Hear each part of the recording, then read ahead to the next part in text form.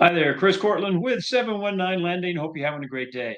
Have you ever thought about this? Yeah, you come across a house with a buyer, and the buyer says, I'd love the house, but the problem is that the bathroom isn't right, or the kitchen isn't right, or whatever's not right. So, how about let's do a renovation loan for them, for the buyer, and then they can get into the house, get the house purchased, and then they can do the renovation after they move in. This is a cool thing because you know what? You're serving them getting what they want on their specific home. So let's talk about renovation loans, whether it's a VA purchase, whether it's a conventional purchase, or whether it's FHA purchase, whatever it might be. Let's talk about the scenarios that are possible. Let's get you selling and buying more homes for your clients. Give me a call as soon as you can, 719 310 7270, and we will talk more about the possibilities. Thanks. Have a great day.